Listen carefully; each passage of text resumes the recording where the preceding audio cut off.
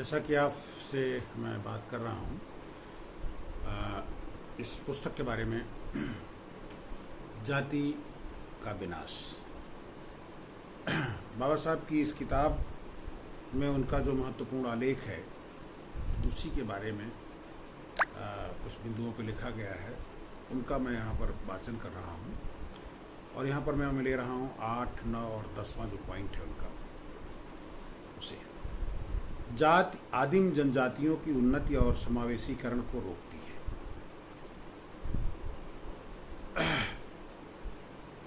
अपरिवर्तित, अपवर्जित, परित्यक्त और अंशतः समाविष्ट क्षेत्रों के बारे में हाल ही की संवैधानिक चर्चा ने, जिन्हें भारत में मूल निवासी कबीले कहा जाता है, उनकी स्थिति के प्रति ध्यान आकर्षित करने का काम किया है।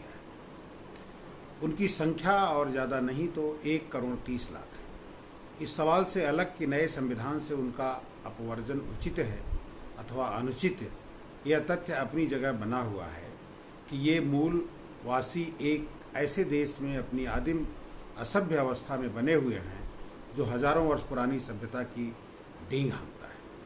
न केवल वे असभ्य हैं, बल्कि उनमें से कुछ की जीविका ऐसी है कि उन्हें जरायम पेशा कहकर वर्गीकृत किया गया है।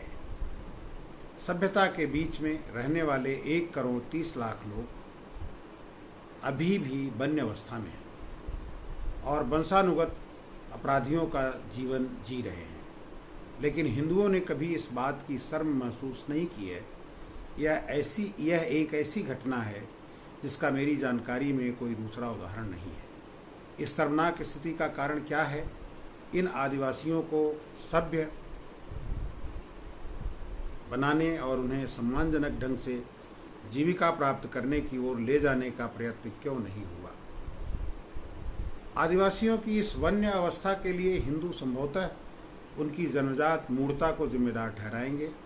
वे संभवतः यह स्वीकार नहीं करेंगे कि आदिवासी इसलिए वन्य के वन्य रह गए हैं क्योंकि हिंदुओं ने उन्हें सभ्य बनाने, उन्हें मेडिकल सहायता देने, उन्हें सुधारने, उन्हें अच्छा नागरिक बनाने की कोई कोशिश नहीं की। लेकिन मान लीजिए कोई हिंदू आदिवासियों के लिए वह सब करना चाहता जो ईसाई मिशनरियाँ कर रही हैं, तो क्या वह कर पाता? मेरा उत्तर है नहीं। आदिवासियों को सभ्य बनाने का मतलब है उन्हें अपना समझकर अपनाना, उनके बीच रहना और उनके साथ भ्रातृत्व की भावना विकसित करना। संक्षेप में, उनसे प्रेम करना। किसी भी हिंदू के लिए ऐसा करना कैसे संभव है? उसका पूरा जीवन अपनी जाति को बचाए रखने की उद्विग्न चेष्टा में बीतता है। जाति उसकी बहुमूल्य संपत्ति है जिसे किसी भी कीमत पर बचाना उसका फर्ज है। वैदिक दिनों के घृणित अनार्यों के अवशेष आदिवासियों के साथ संपर्क कायम कर वह इसे खो देने के लिए सहमत नहीं हो सकता।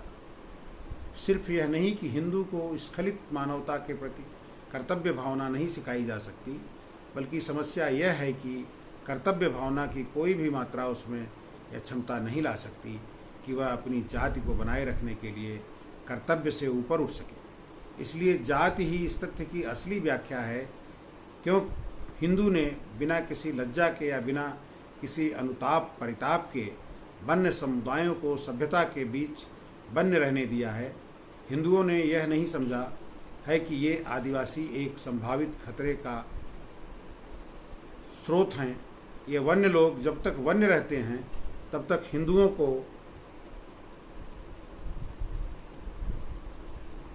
कोई समूह इन्हें अपने धर्म में शामिल कर लेता है। हाँ, तब तक हिंदुओं को शायद कोई नुकसान नहीं पहुंचा सकते। लेकिन गैर हिंदुओं का कोई समूह इन्हें अपने धर्म में शामिल कर लेता है, तब वे हिंदुओं की शत्रु सेना में बेइंतहा इजाफा कर देंगे।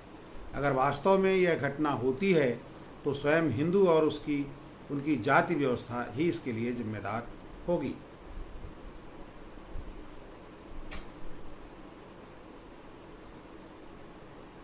उच्च जातियों ने निम्न जातियों को निम्न बनाए रखने के लिए साजिश रची। हिंदुओं ने न केवल इन वन्य कबीलों को सभ्य बनाने के मानवतावादी लक्ष्य की दिशा में कुछ नहीं किया, बल्कि उच्च जातियों के हिंदुओं ने निम्न जातियों को, जो हिंदुत्व के दायरे में ही रहे हैं, उच्च जातियों के सांस्कृतिक स्तर तक उठने के से समझ बूझ कर रोका है। मैं 2 उदाहरण दूंगा, एक सोनारों का और दूसरा पथाड़े प्रभुओं का। दोनों ही समुदाय महाराष्ट्र में प्रसिद्ध हैं। अपनी हैसियत बढ़ाने को इच्छुक अन्य समुदायों की तरह इन दोनों समुदायों ने भी एक समय ब्राह्मणों के कुछ तौर तरीकों और आदतों को अपनाने की कोशिश की थी। सोनार दैवज्ञ ब्राह्मणों की शैली को अपनाते हुए भांज वाली धोती पहनने लगे थे और अभिवादन करने के लिए नमस्ते का प्रयोग करने लगे थे। भांज वाली धोती पहनना और नमस्कार करना, ये दोनों ब्राह्मण के चलन में आते थे। सोनारों द्वारा किए जा रहे इस अनुकरण और ब्राह्मण समझे जाने की कोशिश ब्राह्मणों को अच्छी नहीं लगी। पेशवा राज का लाभ उठाते हुए ब्राह्मणों ने उनके तौर तरीकों का अनुकरण करने वाले सोनारों को इस प्रयास को सफलतापूर्वक कुचल दिया। उन्होंने बंबई में ईस्ट इंडिया कंपनी के आवास क्षेत्र की काउंसिलों को प्रेसिडेंट से यह आदेश भी जारी करा दिया कि सोनार बंबई में नहीं रह सकते। एक समय में पथाड़े प्रभुओं में विधवा पुनर्विवाह की प्रथा आम थी। चूँकि ब्राह्मणों में यह रिवाज नहीं था, इसलिए इस जाति के कुछ लोग विधवा पुनर्विवाह की इस प्रथा पर सामाजिक पिछड़ेपन की निशानी मानकर नाग भाव सिकोड़ने लगे।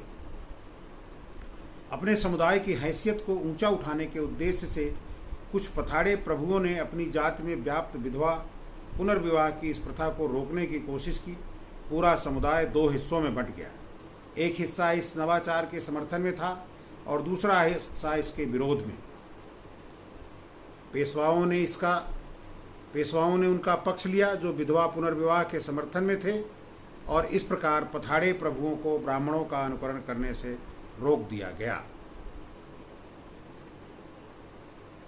हिंदू इस आधार पर मुसलमानों की आलोचना करते हैं कि उन्होंने तलवार के जोर पर अपने धर्म का प्रसार किया। वे इनक्विजन धर्म की विकृति को रोकने के लिए मध्य युग में पोप अधिकृत एक संस्था, जिसने विरोधी मत के लोगों पर भयंकर अत्याचार किया, के आधार पर ईसाइयों का भी मजाक उड़ाते हैं। लेकिन वास्तव में कौन बेहतर है और हमारे लिए ज़्यादा आदरणीय है, मुसलमान और ईसाई, जिन्होंने अनिच्छुक लोगों को के गले में ज़बरदस्ती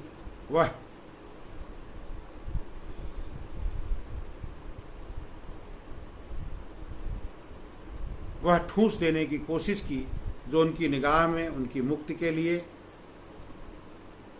जरूरी था, या हिंदू जो ज्ञान का उजाला नहीं फैलाएंगे, दूसरों को अज्ञान के अंधकार में रखने की कोशिश करेंगे, अपनी बौद्धिक और सामाजिक विरासत को उनके साथ साझा करने के लिए राजी नहीं होंगे, जो उसे अपने जीवन का हिस्सा बनाने के लिए तैयार भी हैं और इच्छुक भी।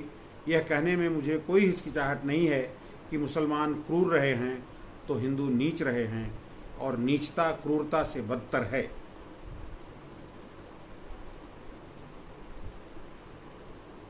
जाति ने हिंदू धर्म को मिशनरी धर्म बनने से रोका। हिंदू धर्म मिशनरी धर्म था या नहीं था, यह विवाद का विषय है। कुछ लोगों का मत है कि यह कभी भी मिशनरी धर्म नहीं था। दूसरों का कहना है कि यह मिशनरी धर्म था। यह हमें स्वीकार करना होगा कि हिंदू धर्म एक समय में मिशनरी धर्म था। अगर यह मिशनरी धर्म नहीं होता तो भारत भर में फैल नहीं सकता था। लेकिन आज हिंदू धर्म मिशनरी धर्म नहीं है। यह भी एक ऐसा तथ्य है जिसे स्वीकार करना होगा। अतएव यह सवाल नहीं है कि हिंदू धर्म मिशनरी धर्म था या नहीं। असली सवाल यह है कि हिंदू धर्म मिशनरी धर्म क्यों नहीं बना रह सका। मेरा उत्तर यह है, हिंदू धर्म उसके बाद मिशनरी धर्म नहीं रह गया जब हिंदुओं में जाति प्रथा विकसित होने लगी। जाति और धर्म परिवर्तन साथ साथ नहीं चल सकते। विश्वासों और रूढ़िगत सिद्धांतों की शिक्षा देना ही धर्म परिवर्तन की एकमात्र समस्या नहीं है। समुदाय के सामाजिक जीवन में नवागंतुक जिसने धर्म परिवर्तन किया है के लिए जगह खोजना दूसरी ओर उससे बहुत ज़्यादा अहम समस्या है जो धर्म परिवर्तन के प्रसंग में प्रस्तुत होती है। वह समस्या है धर्माधारित व्यक्ति को कहाँ किस जात में रखा जाए। यह हिंदू धर्म मिशनरी धर्म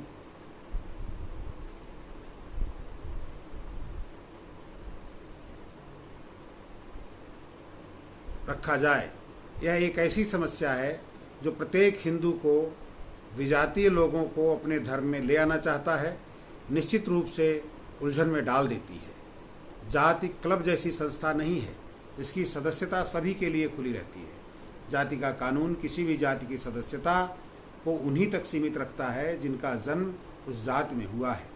जातियां स्वायत्त हैं और कहीं कोई ऐसा प्राधिकार नहीं है जो किसी नवागंतुक को अपने सामाजिक जीवन में शामिल करने के लिए किसी जाति को बाध्य कर सके।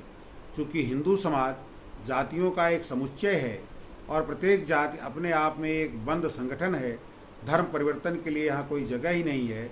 इस प्रकार यह जाति ही है जो हिंदुओं को अपना विस्तार करने और अन्य धार्मिक समुदायों को आत्मसात करने से रोकती है। जब तक जाति बनी रहेगी, हिंदू धर्म को मिशनरी धर्म नहीं बनाया जा सकता और शुद्धि मूर्खता और व्यर्थता दोनों बनी रहेगी।